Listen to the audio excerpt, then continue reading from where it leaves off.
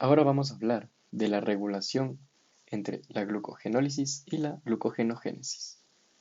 Como principalmente tenemos que tener en cuenta son los conceptos básicos para poder entender cómo funcionan estos. Entonces, brevemente, tenemos que la glucogenólisis pasa de glucógeno a glucosa, haciendo que gluco de glucosa y lisis porque rompe el glucógeno.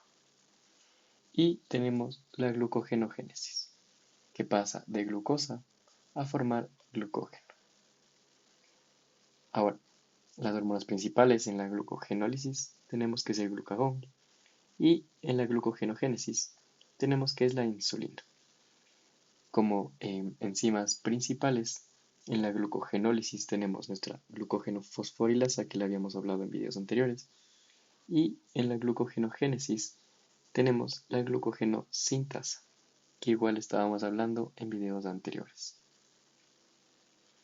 Ahora, ¿cómo funcionan estos?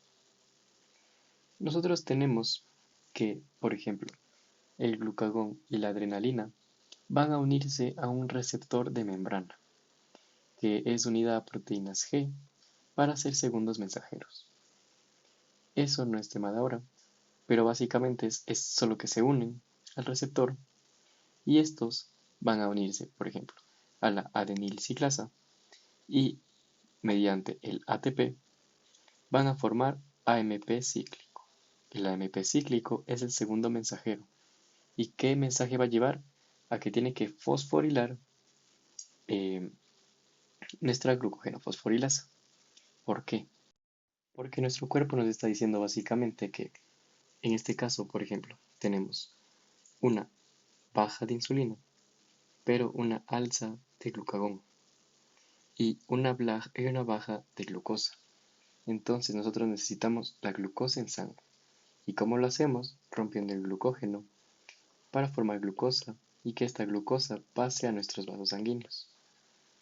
Ahora, igualmente, la adrenalina estaría elevada en el caso de los hepatocitos y el AMP igual elevado en el caso de el músculo. Entonces, este que dije que es segundo mensajero va a decir a la PK, que es la proteína quinasa A, que necesitamos que active a la glucogenofosforilasa que tenemos acá. ¿Cómo hace esto? Porque la PK tiene una función de quinasa, o sea, de fosforilar. Entonces, ¿a quién fosforila? A la fosforilasa sinasa. La fosforilasa sinasa en este caso es nuestra bolsita que teníamos dibujada en la glucogenofosforilasa, la cual tenían varios fosfatos, grupos fosfato en ella. Cuando fosforila, básicamente estamos activando a nuestra glucogenofosforilasa para que pueda proseguir con su proceso de formar glucosa. ¿A través de qué? Del glucógeno. Ahora, ¿qué tenemos de importante aquí?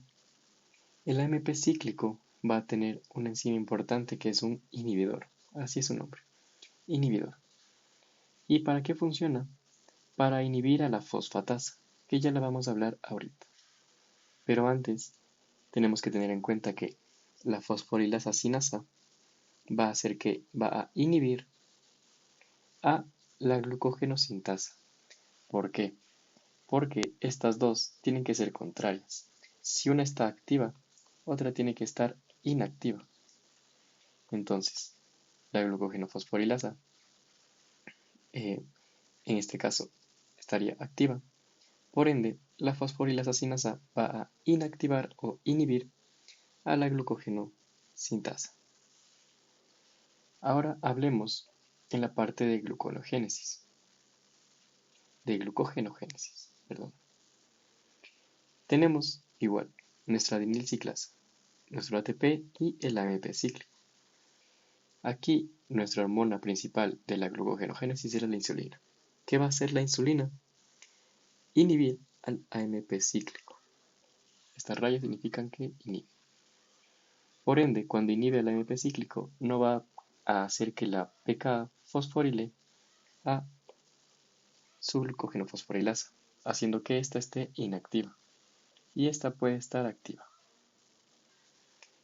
Pero, ¿qué más? Nuestra insulina va a actuar en una fosfatasa, en una enzima. ¿Qué va a hacer esta fosfatasa? Va a activar a la glucogenosintasa. Y, como ya lo sabíamos, en la glucogenogénesis nosotros tenemos que pasar de glucógeno a ¿qué? De glucosa a glucógeno.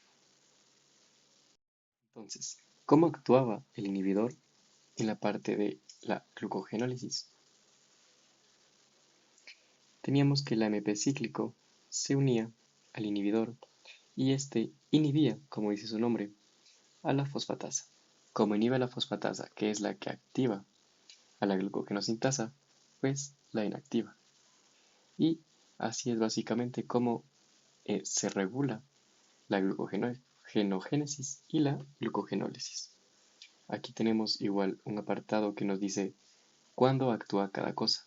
Por ejemplo, cuando hay una alza de insulina, nosotros actuamos con la glucogenogénesis. ¿Por qué? Ya tenemos bastante glucosa en sangre. Entonces, ¿qué queremos? Que esta glucosa en sangre se almacene en glucógeno. Por eso, glucogenogénesis. Igual, la misma parte, glucosa mucha en sangre, queremos que se haga glucógeno. ¿Y cuándo se activaría la parte de glucogenólisis? Cuando nosotros tenemos un alza de adrenalina, en este caso el hígado, o en un alza de AMP cíclico, en este caso del músculo, de un, por ejemplo, ejercicio intenso. Y aquí, ahí sí actuaría la parte de la glucogenólisis. ¿Por qué? Porque queremos glucosa en nuestra sangre, queremos tener glucosa. Y así es básicamente las diferencias entre las dos y la regulación.